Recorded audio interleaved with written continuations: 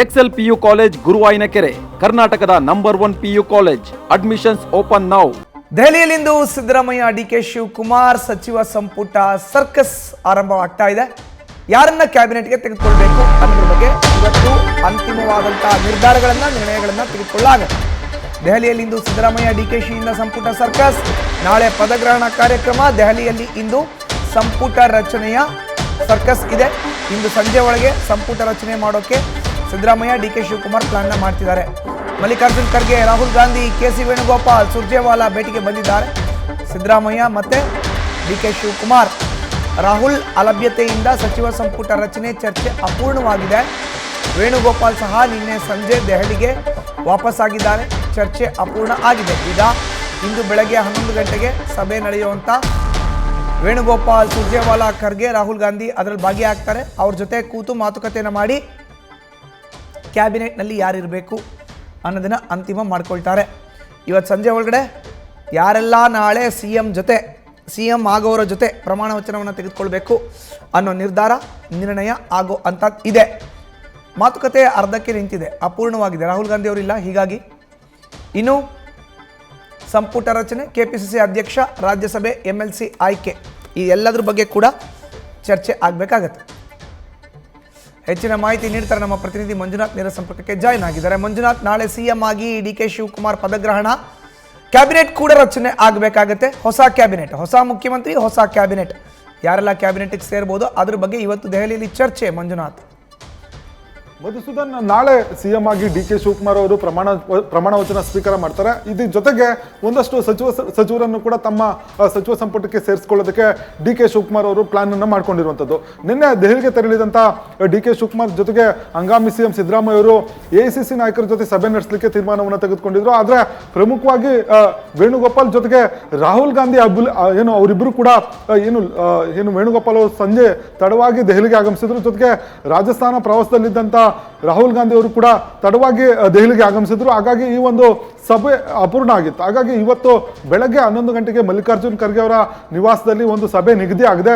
ಈ ಸಭೆಯಲ್ಲಿ ರಾಹುಲ್ ಗಾಂಧಿ, ವೇಣುಗೋಪಾಲ್ ಜೊತೆಗೆ ಸುರ್ಜೇವಾಲಾ ಅವರು ಕೂಡ ಭಾಗವಹಿಸ್ತಾರೆ. ಆ ಸಭೆಯಲ್ಲಿ ಡಿಕೆ ಶಿವಕುಮಾರ್ ಮತ್ತೆ ಸಿದ್ದರಾಮಯ್ಯ ಅವರು ತಮ್ಮ ಪಟ್ಟಿಯಲ್ಲಿ ತಮ್ಮ ಆಪ್ತರು ಯಾರು ಇದ್ದಾರೆ ಅವರನ್ನ ಸಚಿವ ಸಂಪುಟಕ್ಕೆ ಸೇರಿಸಲಿಕ್ಕೆ ಒಂದಷ್ಟು ಚರ್ಚೆಗಳನ್ನು ಮಾಡ್ತಾರೆ. ಯಾಕೆ ಇವರನ್ನ ಸಚಿವ ಸಂಪುಟಕ್ಕೆ ಸೇರಿಸಬೇಕು ಅನ್ನೋದ್ರ ಬಗ್ಗೆ AICC ನಾಯಕರಿಗೆ ಒಂದಷ್ಟು ಮಾಹಿತಿಗಳನ್ನು ಕೊಡ್ತಾರೆ. ಜೊತೆಗೆ ಸಚಿವ ಸಂಪುಟದಲ್ಲಿ ಪ್ರಾಥಮಿಕ ಹಂತವಾಗಿ ಎಷ್ಟು ಜನ ಸಚಿವರು ಪ್ರಮಾಣ ವಚನ ಸ್ವೀಕಾರ ಮಾಡಬೇಕು ಅನ್ನೋದ್ರ ಬಗ್ಗೆ ಕೂಡ ಚರ್ಚೆ ಮಾಡೋದಕ್ಕೆ ಈಗಾಗಲೇ ಸಿದ್ಧತೆಯನ್ನು ಕೂಡ ಮಾಡ್ಕೊಂಡಿರುವಂಥದ್ದು. ಇನ್ನೊಂದು ಕಡೆ ಮುಂದಿನ ರಾಜ್ಯಸಭಾ ಚುನಾವಣೆ ಬರ್ತಾ ಇದೆ. ಜೊತೆಗೆ MLC ಅಭ್ಯರ್ಥಿಗಳಾಗ್ಬೋದು, ಇವರನ್ನು ಕೂಡ ಆಯ್ಕೆ ಮಾಡಬೇಕಾಗುತ್ತೆ. ಅದು ಕೂಡ AICC ನಾಯಕರ ಜೊತೆ ಚರ್ಚೆ ಮಾಡಲಿಕ್ಕೆ ಈಗಾಗಲೇ ಇಬ್ಬರು ಕೂಡ ನಾಯಕರು ತೀರ್ಮಾನವನ್ನು ತೆಗೆದುಕೊಂಡಿರುವಂಥದ್ದು.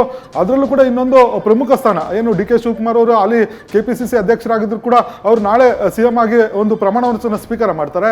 ಆ ಒಂದು KPCC ಅಧ್ಯಕ್ಷ ಸ್ಥಾನ ಕೂಡ ಖಾಲಿ ಆಗುತ್ತೆ. ಆ ನಿಟ್ಟಿನಲ್ಲಿ ಯಾರನ್ನ KPCC ಅಧ್ಯಕ್ಷನಾಗಿ ಮಾಡಬೇಕು ಅನ್ನೋ ನಿಟ್ಟಿನಲ್ಲಿ ಒಂದಷ್ಟು ಚರ್ಚೆಗಳು ಕೂಡ ಆರಂಭ ಆಗಿರುವಂಥದ್ದು. ಯಾಕಂದ್ರೆ ಪ್ರಮುಖವಾಗಿ ಈಗಾಗಲೇ ಸತೀಶ್ ಜಾರಕಿಹೊಳಿ ಜೊತೆಗೆ ಹರಿಪ್ರಸಾದ್ ಸೇರಿದಂತೆ ಹಲವು ನಾಯಕರುಗಳ ಹೆಸರುಗಳು ಈ ಒಂದು ರೇಸ್ನಲ್ಲಿ ಬಂದಿರುವಂಥದ್ದು. ಹಾಗಾಗಿ ಈ ಒಂದು ಸಭೆಯಲ್ಲಿ ಈ ಎಲ್ಲವೂ ಕೂಡ ತೀರ್ಮಾನ ಆಗುತ್ತೆ. ಅದರಲ್ಲೂ ಕೂಡ ಕ್ಯಾಬಿನೆಟ್ಗೆ ನಾಳೆ ಸಚಿವ ಸಂಪುಟ ಅಂದ್ರೆ ನಾಳೆ ಪ್ರಮಾಣ ವಚನ ಕಾರ್ಯಕ್ರಮ ಇರೋದ್ರಿಂದ ಈ ಒಂದು ಸಚಿವ ಸಂಪುಟಕ್ಕೆ ಯಾರನ್ನ ಸೇರ್ಪಡೆ ಮಾಡಬೇಕು ಅನ್ನೋ ನಿಟ್ಟಿನಲ್ಲಿ ಪ್ರಮುಖವಾಗಿ ಚರ್ಚೆ ಆಗಿ ಜೊತೆಗೆ ಇವತ್ತು ಸಂಜೆ ಒಳಗಡೆ ಅಂತಿಮಗೊಳಿಸಿ ನಾಳೆ ಒಂದು ಪಟ್ಟಿಯನ್ನು ಕೂಡ ಬಿಡುಗಡೆ ಮಾಡುವ ಸಾಧ್ಯತೆ ಇರುವಂಥದ್ದು. ಯಾಕಂದ್ರೆ ಈ ನಾಳೆ ಕೇವಲ 24 ಗಂಟೆಗಳು ಕೂಡ ಬಾಕಿ ಇರುವಂಥದ್ದು. ಹಾಗಾಗಿ ಸಚಿವ ಸಂಪುಟದಲ್ಲಿ ಜಾತಿ ಪ್ರಾಧಾನ್ಯತೆ ಜೊತೆಗೆ ಈ ಪಕ್ಷದ ಹಿರಿಯ ನಾಯಕರು ಜೊತೆಗೆ ಹೊಸ ಮುಖಗಳಿಗೆ ಅವಕಾಶ ಕೊಡೋ ನಿಟ್ಟಿನಲ್ಲಿ ಈಗಾಗಲೇ AICC ಕೂಡ ಒಂದಷ್ಟು ಸೂತ್ರಗಳನ್ನು ರೆಡಿ ಮಾಡಿಕೊಂಡಿದೆ. ಆ ನಿಟ್ಟಿನಲ್ಲಿ ಇವತ್ತು ನಡೆಯುವಂತ ಮಹತ್ವದ ಸಭೆಯಲ್ಲಿ ಒಂದು ಸಚಿವ ಸಂಪುಟದ ಕ್ಲೈಮ್ಯಾಕ್ಸ್ ಹಂತಕ್ಕೆ ತಲುಪಿರುವಂಥದ್ದು.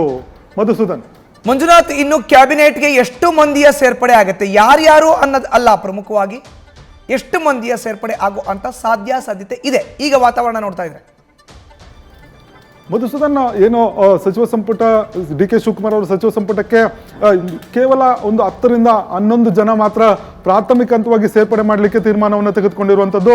ಯಾಕಂದ್ರೆ ಇಲ್ಲಿ ಸುಮಾರು 34 ಸಚಿವ ಸಂಪುಟ ಸದಸ್ಯರ ಒಂದು ಕ್ಯಾಬಿನೆಟ್ ರಚನೆ ಮಾಡಲಿಕ್ಕೆ ಅವಕಾಶ ಇದೆ. ಆದರೆ ಹಲವು ಹಿರಿಯ ನಾಯಕರಿಗೆ ಕೊಡಬೇಕಾಗುತ್ತೆ, ಜೊತೆಗೆ ಹೊಸ ಮುಖಗಳಿಗೆ ಅವಕಾಶವನ್ನು ಕೊಡಬೇಕಾಗುತ್ತೆ, ಜಿಲ್ಲಾವಾರು ಪ್ರಾಧಾನ್ಯತೆಯನ್ನು ಕೂಡ ಕೊಡಬೇಕಾಗುತ್ತೆ, ಜಾತಿ ಸಮೀಕರಣವನ್ನು ಕೂಡ ಮಾಡಬೇಕಾಗುತ್ತೆ. ಯಾಕಂದ್ರೆ ಮುಂದಿನ ವಿಧಾನಸಭಾ ಚುನಾವಣೆ ದೃಷ್ಟಿಯಿಂದ ಎಲ್ಲ ರೀತಿಯ ಒಂದು ತಂತ್ರಗಾರಿಕೆಯನ್ನು ಈಗಲಿಂದಲೂ ಕೂಡ AICC ಮಾಡ್ತಾ ಇರುವಂಥದ್ದು. ಜೊತೆಗೆ KPCC ಅಂದ್ರೆ ಮುಂದಿನ ಮುಖ್ಯಮಂತ್ರಿ ಆಗ್ತಿರುವಂತಹ DK ಶಿವಕುಮಾರ್ ಅವರು ಕೂಡ 28ರ ವಿಧಾನಸಭಾ ಚುನಾವಣೆಯನ್ನ ದೃಷ್ಟಿ ಇಟ್ಕೊಂಡು ತಮ್ಮ ಸಚಿವ ಸಂಪುಟದಲ್ಲಿ ಯಾರೆಲ್ಲ ಒಂದು ಯುವಕರಿಗೆ ಆದ್ಯತೆಯನ್ನು ಕೊಡಬೇಕು, ಜೊತೆಗೆ ಹಿರಿಯರಿಗೂ ಕೂಡ ಯಾರಿಗೆ ಅವಕಾಶವನ್ನು ಕೊಡಬೇಕು ಅನ್ನೋ ನಿಟ್ಟಿನಲ್ಲಿ ಒಂದು ಪ್ಲಾನ್ಗಳನ್ನು ಮಾಡ್ಕೊಂಡಿರುವಂಥದ್ದು. ಜೊತೆಗೆ ಏನು ಹಿರಿಯರಿಗೆ ಒಂದಷ್ಟು ಜನಕ್ಕೆ ಕೊಡಬೇಕಾಗುತ್ತೆ, ಅವರು ಅಸಮಾಧಾನಗೊಂಡ್ರೆ ಅವರನ್ನು ಯಾವ ರೀತಿ ಸಮಾಧಾನ ಮಾಡಬೇಕು ಅನ್ನೋ ನಿಟ್ಟಿನಲ್ಲಿ ಕೂಡ ಒಂದಷ್ಟು ಚರ್ಚೆ ಮಾಡಬೇಕಾಗುತ್ತೆ. ಹಾಗಾಗಿ AICC ಏನು ಅಧ್ಯಕ್ಷರಾಗಿರುವಂಥ ಮಲ್ಲಿಕಾರ್ಜುನ್ ಖರ್ಗೆ, ಜೊತೆಗೆ ರಾಹುಲ್ ಗಾಂಧಿ, ವೇಣುಗೋಪಾಲ್ ಸುರ್ಜೇವಾಲಾ ಇವರೆಲ್ಲರೂ ಕೂಡ ಒಂದೊಂದು ಏನು ಸೂತ್ರವನ್ನು ಕೂಡ ರೆಡಿ ಮಾಡ್ಕೊಂಡಿರುವಂಥದ್ದು. ಹಾಗಾಗಿ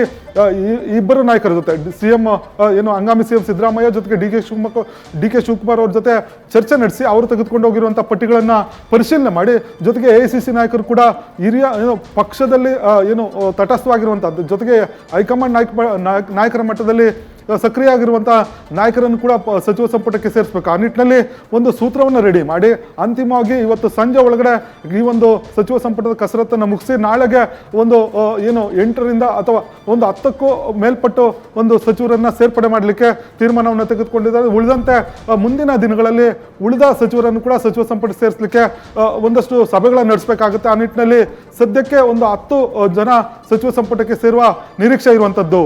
ಮಧುಸೂದನ್, ಮಂಜುನಾಥ್ ಹಾಗೆ ಸಂಪರ್ಕದಲ್ಲಿ ಇರಿ. ನ್ಯೂಸ್ ಫಸ್ಟ್ ನಿರ್ಭೀತಿಯಿಂದ ನಿಮ್ಮ ಪರವಾಗಿ.